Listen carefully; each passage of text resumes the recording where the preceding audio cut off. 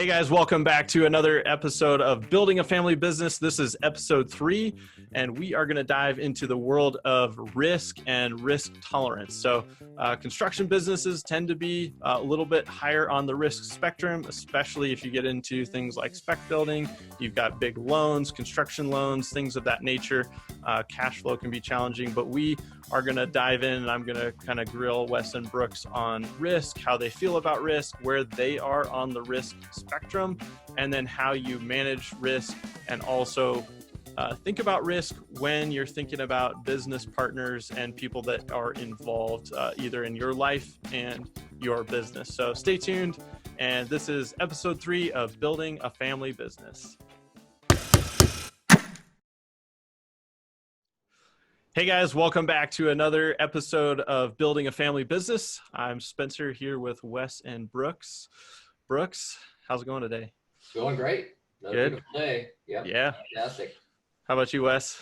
Hey, going well, thanks. Good. So yeah, today we were going to dive into the topic of risk. I think that was something that came up in episode 1 as we kind of got going into some of the history that just started to unfold, and the three of us were kind of talking off the air and figured that would be a fun topic, especially since this business tends to be fairly risky in nature, or it can be.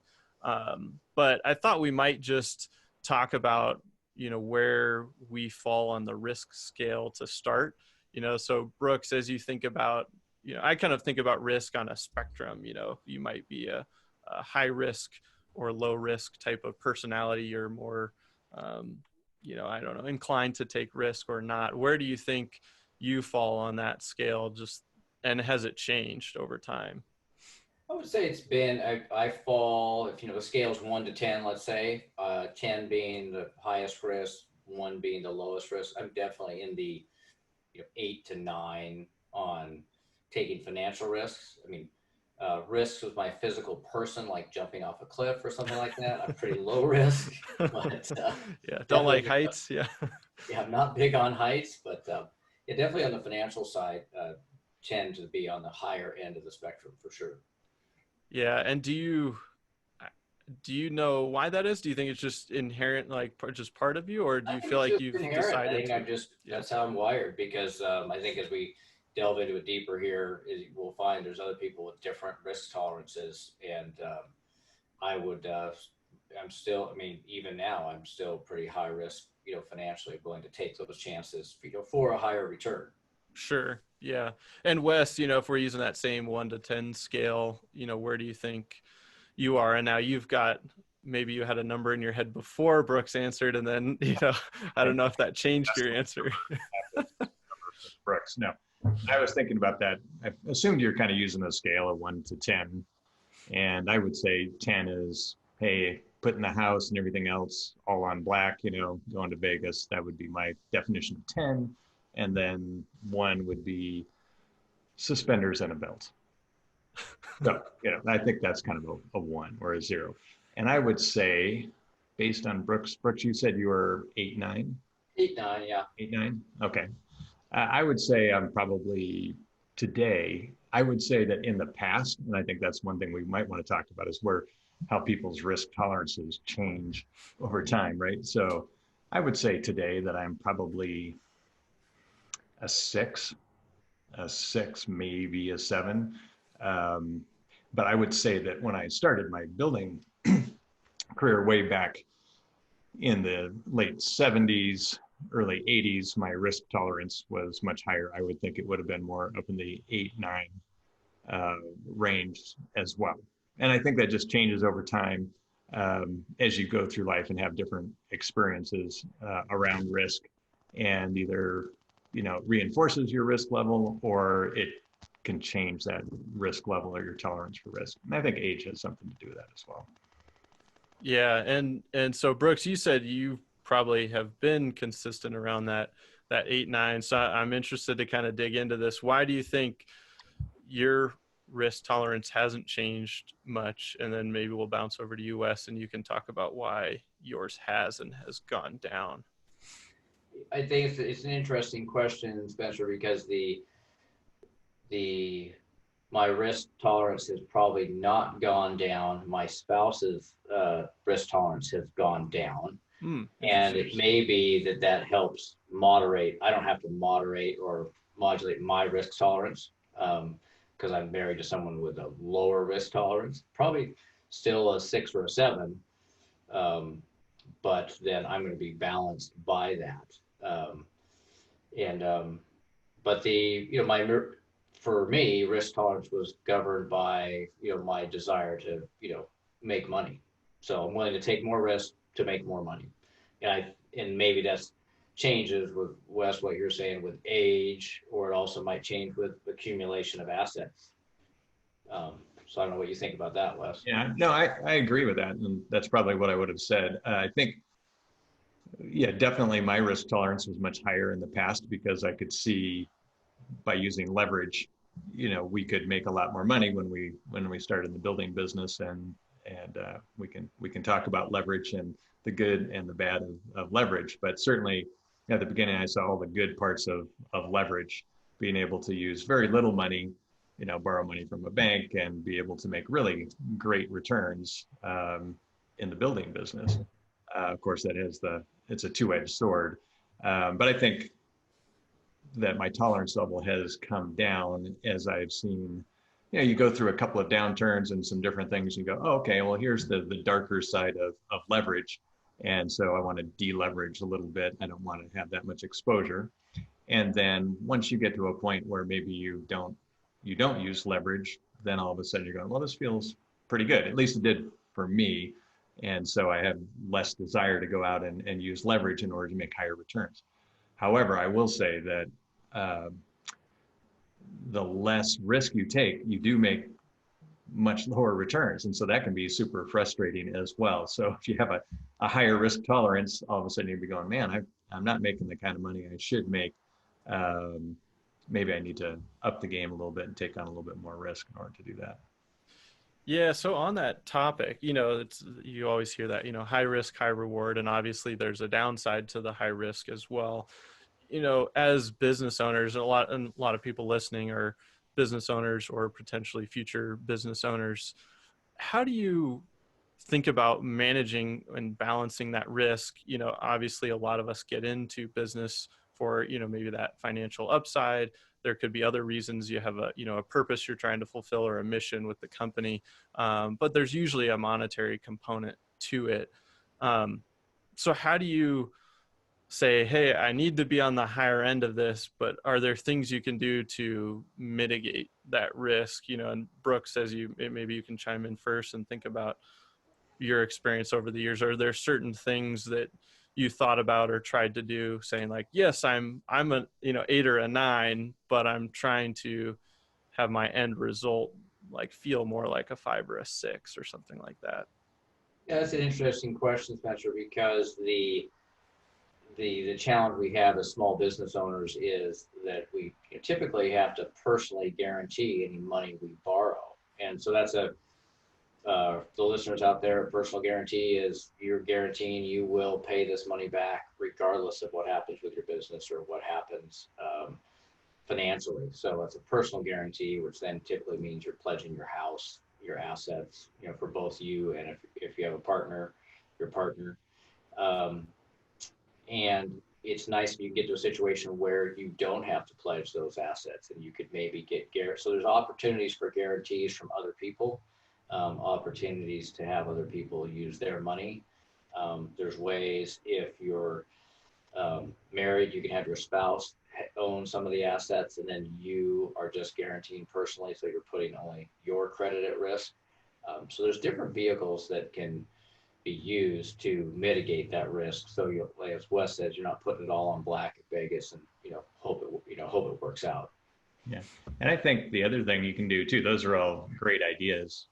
I think the other tack that you can take is just before you take on the risk, you kind of walk your way through what that risk entails, and then you run out your what if scenario. So you're going, hey, okay, what if the economy goes into a recession?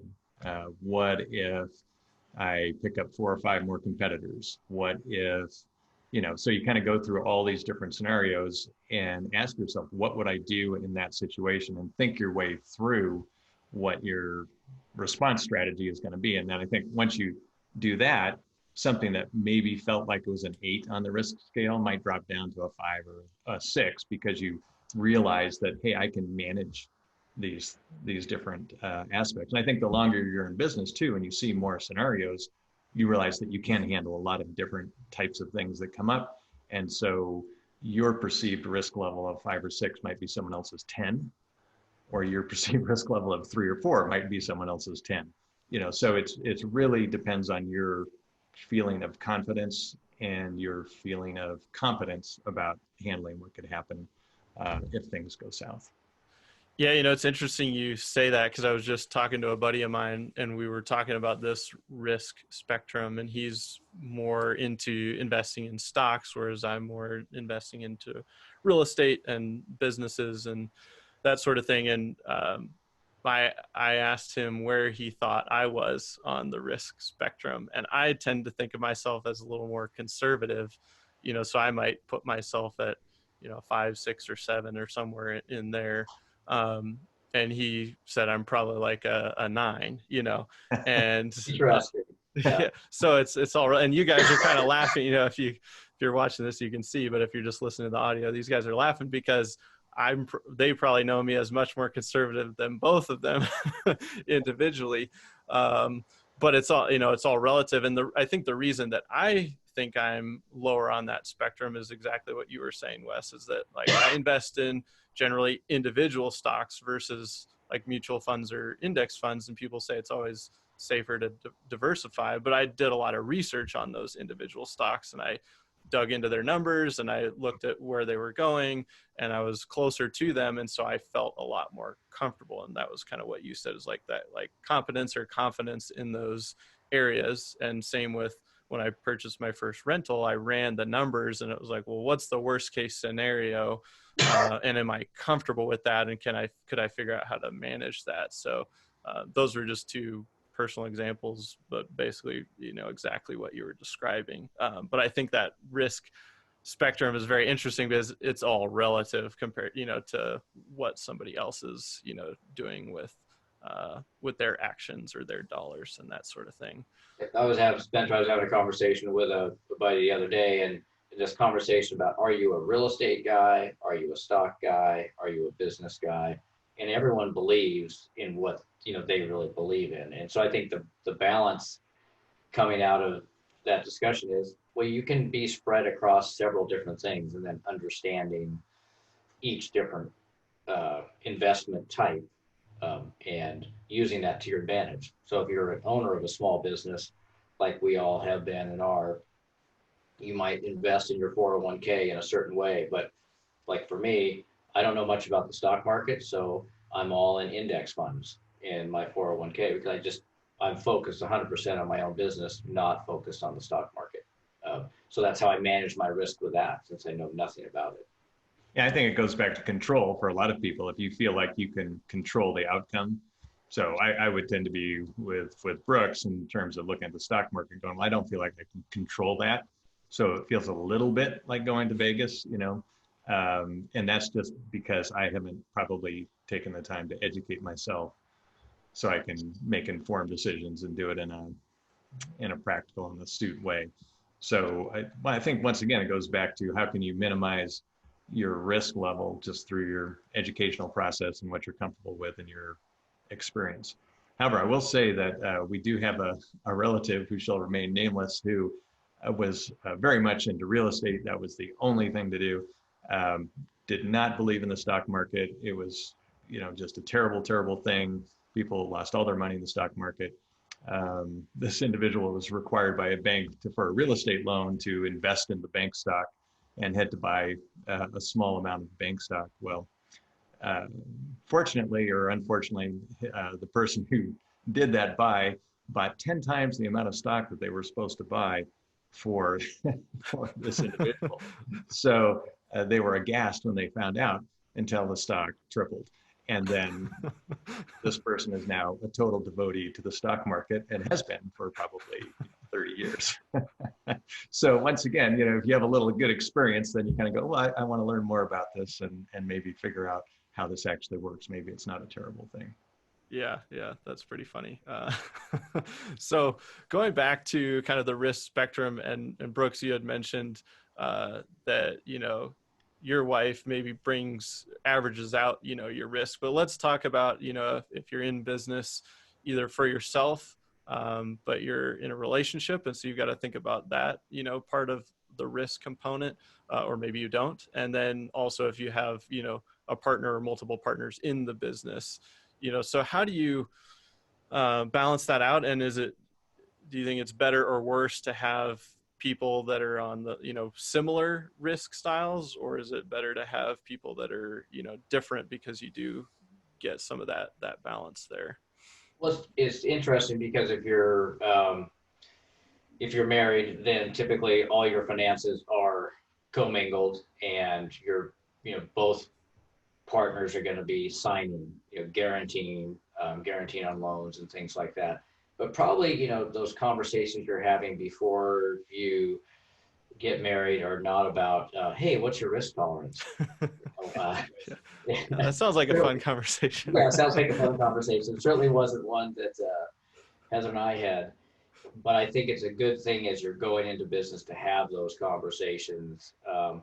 Some people are in a relationship, not married, but in business together. I've seen that happen, which makes it a little more complicated legally. But again, the conversations are key. And then if you're partners, like I'm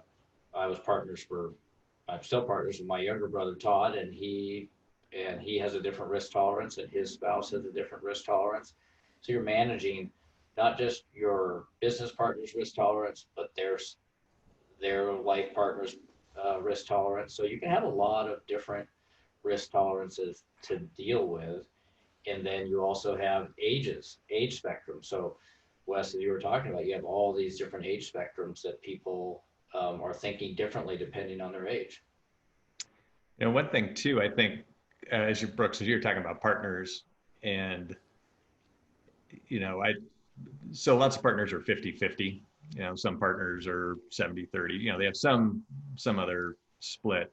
But I think where you might end up with problems, if you have a partner and you're thinking about your different levels of risk tolerance, say, okay, if you have a minority partner, let's say, minority partners in for 40% or 30%, but the majority partner has much higher risk tolerance.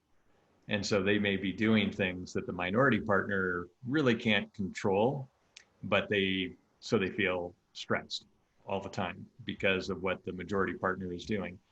Vice versa, if the majority partner has very low risk tolerance, and you have a minority partner who really wants to go, and they want to take on more risk, then that can cause a problem too. So it could work both ways. But I think that's one of those things in talking to your partners, or even if you're in a relationship right now in business, is to talk through that and go, okay, what are our different risk tolerances? Where's the control? Where's and think about those two things, because I think they're actually joined. And if you don't work your way through that, you can have some discordant relationships, or potentially could have some discordant relationships. Yeah, I think, so you guys have kind of mentioned that you have to at least take these things into consideration and think about them. I guess I'm curious, just because you've had personal experiences probably on different sides of the coin, either being the more risky person or the less risky person. Maybe not you, Brooks, because you're a 9, but I guess when you have to go to make decisions, how does that end up playing out? And I mean, I know that it's not like, oh, it always ends up this way, but for people listening, like, how do you navigate that? Somebody's low risk, somebody's high risk, and you want to make some moves in the business. What do you do about that? I think it's lots of conversation. I mean, it takes a lot more conversation to be in partnership than it does not to be in partnership. But with partnership comes great skills from other people. And so if you're in partnership with somebody and you just have to talk through, what is your, maybe there's never been a conversation about risk tolerance. It's evolved. and you've done some deals together and you're like, oh, this is all working out. And as long as they're working out, there's really not a big discussion about risk tolerance. But if it's not working out, there's a lot of discussion, because then people are contributing more capital, or you might have to sell some assets to keep the project going. So I think that's it's the conversations that you have on a regular basis. This would go back to business structure and communication, which is, are you meeting monthly to go over your financial statements and talk about where these projects are, or are you just waiting until it's all over and then you have a discussion about it? So it's a lot of conversations on a regular basis about these hard questions, and using real numbers. We were in a situation where we had a business line that it looked like it was going to lose $150,000 in an upcoming year. So we'd done the due diligence. We knew we'd run the numbers. We're like, you know what, I think it's not going to work out very well this year for sales. And so we sat around the table, the 4 owners, and said, okay, it looks like it's going to lose $150,000 if we continue on in this vein. Everybody get out their checkbook. And then you decide, everyone either throws their checkbook down and says, okay, we're doing it, or you have some more conversation. In that situation, everyone said, we're not so into that line of business anymore, because no one wanted to write a check. But that's the good conversation. But it took a couple months of a lot of due diligence, looking at numbers. Wes, you were involved in that conversation when we were working on that, to try to figure out what was the right thing to do. But the rubber hits the road when you got to write a check, and that's helpful. I think as part of those conversations too is remembering, if you haven't done it to begin with, make sure that everyone's on board as to what the goals are for the business. I mean, that really helps a lot. If everyone knows what they're trying to accomplish with the business, then it's much easier to have those conversations about, should we be in this line of business? How much risk do we want to take on, if everyone's in lockstep around the goals? If you've never had that conversation and you just kind of assume that your partner is thinking the same thing that you are, or vice versa, then it's harder to figure out what you want to do, or there may be more dissension, I guess, between the partners. So I would say, even if you do think that you have common goals, revisiting those goals as part of that monthly discussion or quarterly discussion, or however often you meet to go over your financials and your strategy. I think it's pretty important, because people do change over time. And you may get to the point in your business where one partner is going, I want to go for it. I see the brass ring and I charge forward with that. And the other partner is going, yeah, I was that way 2 years ago, but now I'm not feeling that as much. Some different things have changed in my life. And maybe the best answer is sometime for one partner to exit and figure out how to do that. And that can be a legitimate exit strategy. It can be a legitimate way to resolve that difference of opinion. You don't have to be locked in business together. So that's probably another topic too. How do you exit? And how do you have that written into all your agreements so that you can split the sheets gracefully if you should come to that?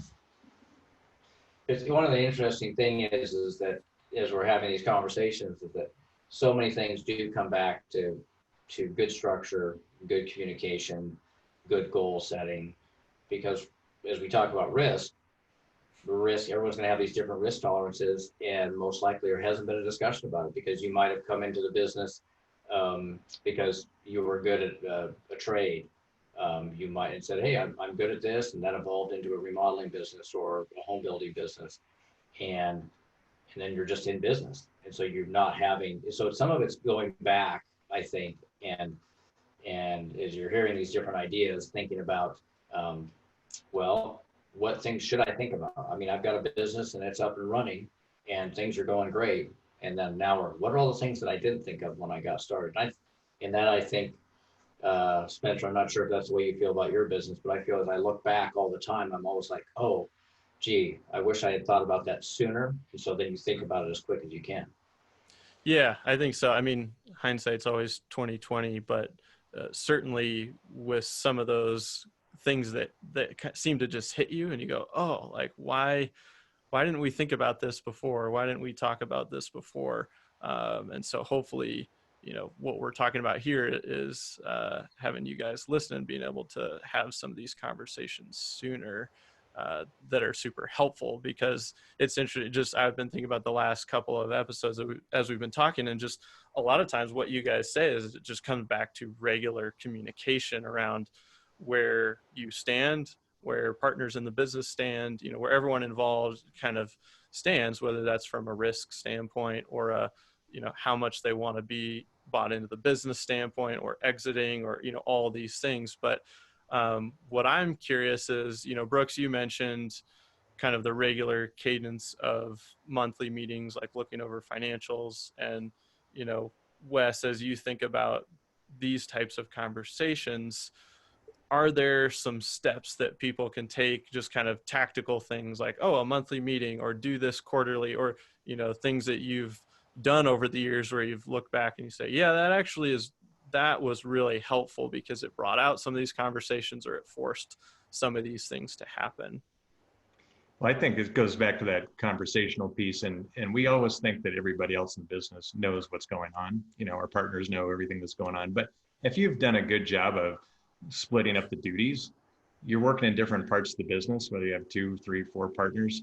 And so you really aren't tuned into what's going on in the other aspects of the business or as much. So at those monthly meetings, I think it's a good idea to have a set agenda where you're going to talk about things such as, okay, well, let's review our financials for last month. Let's see where we are according to our budget. And so if you're not budgeting, you definitely need to be budgeting and working against that budget to see if you're on or off. And then reviewing your sales pipeline, reviewing production, reviewing all the different aspects of the business. And that allows all the partners to weigh in and let everyone else know what's going on. And then that can lead to some really constructive conversations as to maybe some actions that you should take, which you might miss because we get very tunnel vision in our businesses. And as you said, looking backwards, you go, oh, that was very obvious. But it's not very obvious if you're just working the day-to-day and you got your nose down and you're really working hard. So those meetings can also be an opportunity to say, hey, what's going on in the bigger picture? What's going on nationally? What's going on in our region? Is there something else that we should be thinking about as well? I'm a big, or myself and my brother Todd, his wife, and my wife, because we owned the business together, and we did monthly steering meetings, as we call it, a steering meeting, and it had a set agenda. And to your point, Wes, and it covered sales, sales pipeline, budgets, income statement for the month. So you're working against your income, your budget for the year. It went over warranty, because for construction, warranty can be a big liability. Any headwinds there, any unhappy clients that are causing, that are kind of rattling the sabers. So that was something we always managed. And we had cash flow, and we always had miscellaneous. Under miscellaneous, we had, and we also had staffing. So any staffing issues, are people giving notice? Are we, we're losing staff? Are we having to hire? And that way, all 4 owners were all in the same place at all times. And then you could have those discussions about also new opportunities, which goes back to this risk question. And there's an evolution of how people are feeling about risk depending on what's going on in the business at that moment and how they're feeling just on a monthly basis. Now, there's bigger meetings annually and semi-annually where you really dig in and decide, are we going to pursue, maybe there's a land acquisition you want to pursue, and are we looking for this size of properties, or are we looking for something that would be this type of client for remodeling? We really want to focus on kitchens or bathrooms or full house remodels, those kind of things. So I don't know, Spencer, in your business, how do you handle communicating like that with these, with meetings? Yeah, I mean, we've pretty much adopted the monthly cadence as well. And, basically a lot of the stuff that Wes was walking through, those different components of the business. And ours is such that I'm the most active day to day. And then there are 3 other owners in the business that are less active. And so that really is a lot of me having to communicate what's going on, or they're asking questions of me to learn and uncover some of that, so that when we do get to decision time for, hey, we want to invest these dollars in this place or that place, then they're asking questions to find out, oh, is this something that we do want to do? And I've been fortunate enough that there's a lot of trust there, so a lot of times they just say, yeah, go for it. But there's probably a lot of discussion around it. So it's like anything, you got to be bringing your team with you all the way, and your ownership group's part of your team, plus your employees. So you have to keep those those owners in position about where you're running the business. And there always needs to be a business manager. Someone's got to run the overall business. And owners can be split up on their regular duties, but someone's got to make sure there's cash in the checkbook, and someone's got to make sure the bills are getting paid and sales are coming in. So you can do it as a team, but someone should always has to be the business manager. Yeah. And Wes, go ahead. I was just going to say on that regular cadence, once again, not to beat a dead horse, but it does provide the information that's necessary, especially if less active partners. So if they have a low risk tolerance, it can help diffuse any issues around that by having that regular communication. Yeah, that makes sense. And let's talk about high risk moves. And so I was thinking about this. I know you guys have had different opportunities to make different moves over the years, and you could probably categorize some of them as high risk. So let's start with maybe a couple of things where you made a high risk move, and maybe Wes, you can jump in first, where it didn't work out, because I think most often it's our losses where we have the most learning, so, and I'll give you a chance to share some wins and some victories too. Let's start with the L's. Start with the losses. Yeah. We'll finish with the highs.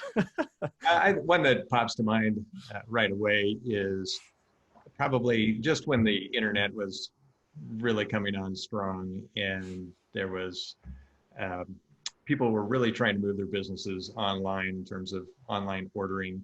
And of course, at this point, I was in the direct mail business using direct mail promotion. And so I came up with a great idea that I should target veterinarians with a campaign there where they could go online and they could easily create a monthly reminder card customized to them that would be sent out to all of their clients to remind them of particular things. Or it could be, like flea and tick month, it'd be February, you go in and create a card and it's all personalized. So I was gung-ho on this. I was totally in, went and found a web developer, got a designer, did a little market research, called a few vets, went and visited the Humane Society. I did very random sort of market research. But I was convinced. I was totally convinced. I had drunk the Kool-Aid, so to speak. So anyway, I sunk, I don't know, probably $100,000 or so into this endeavor at the time, which was a chunk of money for me at the moment. And I was really looking for ways to expand our business. And that's why I was doing this. And I would have to say that it bombed, probably the biggest bomb ever. I think I maybe got one vet to sign up. And what I discovered, which 2020 hindsight, was that veterinarians really are not business people. They're doctors. So they have a strong desire to help, but they tend not to be around growing their business. And so the fatal flaw or the fatal mistake I made was looking at them and saying, oh, they're like me. They want to grow their business. Right. They want to take over the marketplace in their town. And that was totally wrong. So why was that high risk? It was high risk because I didn't do what we talked about at the beginning of the program, which is I didn't do all the due diligence. I didn't figure out what could go wrong. I didn't say, okay, is anyone really going to buy this? I just convinced myself that they would. And so I think the smarter move would have been obviously to do a lot more due diligence and a lot more market research. But I think I didn't want to spend the money or the time because I got very excited about the idea. So sometimes we get very excited about our ideas and become convinced that they're fantastic and that we are wonderful, and do that, and we should spend money, and we're going to make a ton too. So that was kind of more of my, going to Vegas and putting it all on black. I didn't think that I was, but I kind of was. Yeah. Yeah. You didn't really know until, having been having conversations with you while you went through that vet success mailer. Yeah. It didn't seem like it at the time, because it's like, well, this all seems to make sense. But then it goes back to doing more due diligence and questioning, what I call, in the sales process, you call it questioning down, which is you just keep questioning down till you get to the real answer. And sometimes in our excitement, especially in the construction business, the home building business, you get excited about, gee, everyone's going to love some kind of new product that I've come up with that I just think's great. Yeah. And you don't do the due diligence to find out really is it, and you don't test market it. You could test market it, and I think that's key. And I think if you are thinking of going into a new line of business, so let's say you decide, hey, I want to fire up a handyman division, or if you're in spec building, you want to go into remodeling, or if you're in remodeling, you want to go into spec building, always ask yourself, oh no, I guess the point I wanted to make there is make sure that you don't have the mindset of if we build it, they will come. Many people do go into that. They think, oh, I can just hang out my shingle and people start knocking on my door. So whatever you're budgeting for your startup, for that division or that new activity, make sure you at least double it in terms of what your marketing spend should be, or maybe you haven't thought about how you're going to market it. But that's one of the key pieces of any new business is, how am I going to market it? How am I going to get out there and get in front of my customers? How are you going to sell the product? Excuse me, Spence. No, you're good. I was just going to say, Wes, you and I were talking about that the other day, and, based on our conversation, something that you could have done in that scenario was actually go to a bunch of vets and explain the concept and take deposits and say, hey, we're thinking about building this, ETA is whenever, hey, we'll take $500, and if we don't build it, we'll refund it, but here's the concept. And then when people actually trade dollars, then, you're on to something. But to your point, we get excited about the idea. We're like, oh yeah, it makes so much sense to me. But selling something is totally different. So I think one thing though is going to other people that have no stake in it and have no, they care for your well-being, but that's about it. And then get their unvarnished feedback, because some, if they'll tell you, they'll go, man, that's the stupidest idea I've ever heard. Yeah. Well, and sometimes it is. Yeah. Sometimes it is. Yeah, for sure. So Brooks, what about you? Any high risk moves that didn't pay off, and what were the lessons? Yeah, the lessons are always check with your significant other before you buy something. So yeah, I had this great idea. I was driving by this one building that I thought it was called the Holly Creek, and it was in our local town, and it was an 18 unit, and I just thought this building was fantastic. So I was looking at it, kind of talked about it. And there's a little question on history here, whether I really talked about it with my wife or really didn't talk about it with my wife. And while she was on a 3-week trip to Morocco with her sister, I bought this 18-unit apartment building. She comes back, I'm like, hey, good news. That just sounds like a high risk move already. Regardless of the numbers. Yeah, right. So anyway, I'm like, hey, guess what? We bought this apartment building. And so number one, that she wasn't super excited about that, but she got on board. So we closed on it a week after 9/11.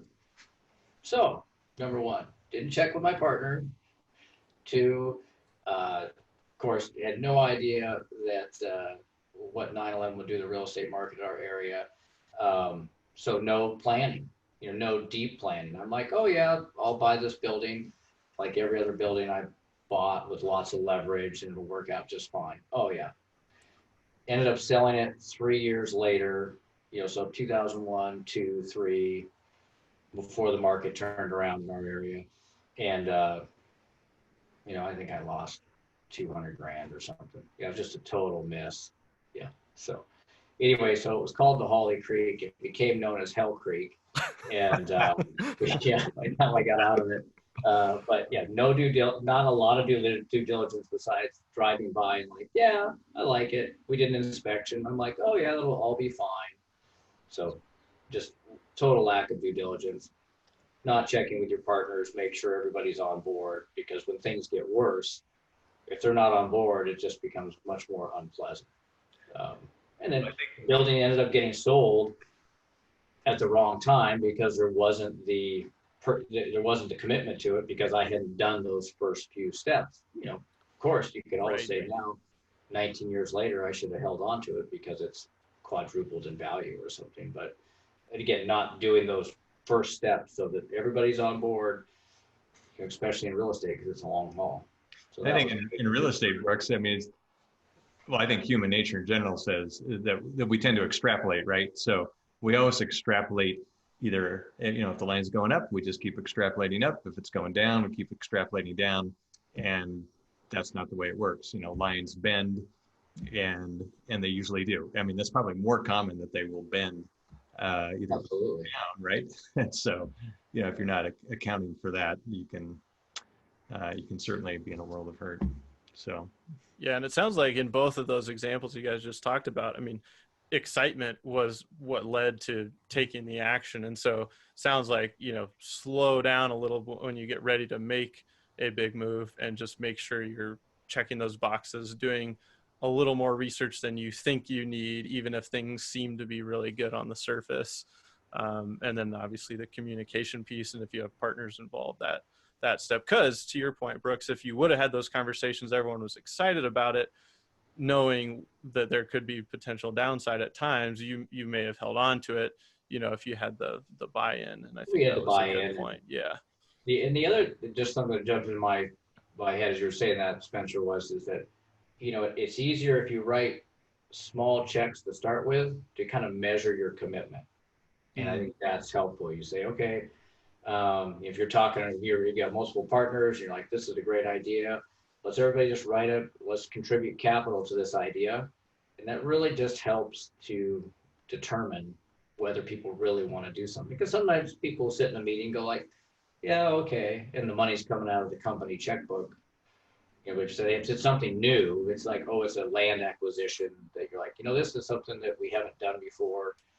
Everybody write a personal check to contribute the capital, and you really can find out if the partners are committed, if any partners they have are committed, because you can be partners just with one other person, but they have influencers, in their life that affect their thought process, and they have to take that whatever information that the business has in that small environment, go out and check with whoever else they're sharing their money with, or who they're partners with, and then you can find out, because there's typically not just two people in the business together or three, there's 4 or 6 because of those relationships. That's funny that you mentioned that about the check writing, because Spencer just mentioned that about customers as well, right? So maybe that's a theme, which is, if people are willing to part with their money, either in a deposit because they like the product or service that you're talking about, or your partners are willing to put money into the game, that if you have to write a check, then that is some level of commitment. Tesla, when they introduced their new truck here. So we'll see if they ever build their new truck. But they were taking online deposits for $500 or something like that. And so part of that was to try to figure out what's the depth of the market and how committed are people. Are they willing to put up $500 or $1,000 or something before we build this truck? So, I think they got quite a few deposits. Who knows if they're going to build it. The question would be if you take a non-refundable deposit. That's right. Because I think that's the real test of the market, which is, and you can do this in your business, because sometimes you're contributing capital and you're like, that's a non-refundable deposit. I may never see that money back, and I know how hard I worked for it. So I think it would have been a much bolder move for Tesla to have said, we're taking non-refundable deposits for this truck. And it'd be a true test of how much people believed in it, because it's pretty easy to put down $500 refundable on your Visa card. And right. You say, oh yeah, I'm in, and you're going to build a $2 billion manufacturing facility based on $500 refundable deposit. But a good test of, well, hey, what do we really, potentially, what's the market out there, I guess. I don't know. Yeah. So Wes, let's flip it. Let's talk about high risk moves that have paid off. Do you have one that comes to mind? Well, I think the highest risk move I took was asking my wife to marry me. She said yes. It paid off in spades. It worked out really, really well. So I think that was my highest risk. I think the second one probably was moving across the country to buy a business and moving the family and doing that. And that worked out really well as well. So I think sometimes you do have to make that leap. So we've been talking a lot about getting everyone's input and doing all your due diligence and figuring out what your worst case scenarios are. But eventually, you do have to take the step, whatever it is, if you do want to get the reward. And so I think that's the flip side of it, is that action is required. If you consistently talk yourself out of everything, you're not going to gain, you're not going to grow. And that's too bad. And some people are in that boat where they really will take zero risk. And that just limits their growth as a person, I think. Yeah. I think that it makes sense. As you were talking about that, I was thinking, anytime I think about something positive that's happened in my life in any area, it doesn't have to be monetarily. It's usually action is what started it, and you chalk up some L's and you get some wins, but if you continue to take action and then do some of these other things that you guys have talked about, you'll end up winning more often, or the wins will offset the losses by a long shot, and you learn from the losses, so you're able to move ahead. But I think you can also ask yourself, how can I spread my bets? Sure. So I'm going to do this, but are there some other bets I can make at the same time that would offset that somehow and provide a softer landing if things don't work out? Yeah. How about you, Brooks? You got That's one coming to mind? It's an interesting question, because we talked about risk tolerance. I'm like, none of the things I've ever done have I thought have been super risky. So that's where Sure. I think that's, I'm like, okay, well, that's probably a problem there. And we've done some land deals where, it's been, I think, probably pretty risky. I never felt they were risky, but I think probably most people would look at them and go, ooh, that's pretty risky. We bought some land, in the city where, you had to get tons and tons of entitlements. It would take 3-4 years. The market would be going up or going down. And sometimes those land positions really pay off over time as you battle your way through it. So again, land development is probably one of the riskiest businesses there is out there, I think, besides home building or construction, where you're having to really leverage up.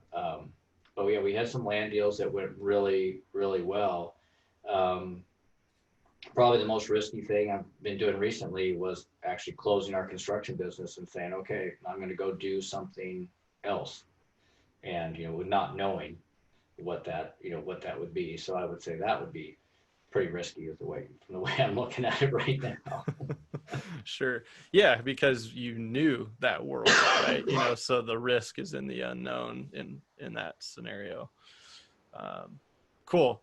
Well, hopefully those lessons learned help some of you guys out there. And I guess as we kind of get to the end of this conversation on risk, another question that came to mind is kind of like, when do you wish you would have risked more, either in a certain instance or just time of your life? And maybe Wes, you can chime in on this, but thinking about, man, should have really gone for it there.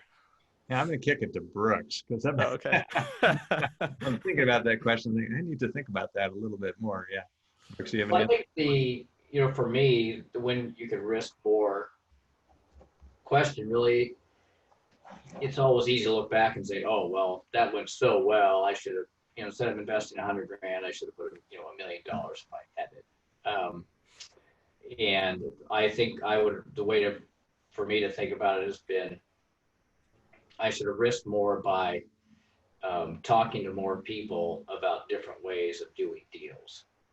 So we always did everything with our own capital. And I think if I had talked to more people about using their capital, then we could have grown to a much larger size and had more revenue and net income. So limiting my thought to, well, just do it with what I have. So as people are listening and thinking, well, I only have X amount of capital, it's actually going out and talking to people and saying, hey, I've got a great idea, it's working well, and there's potential for growth here.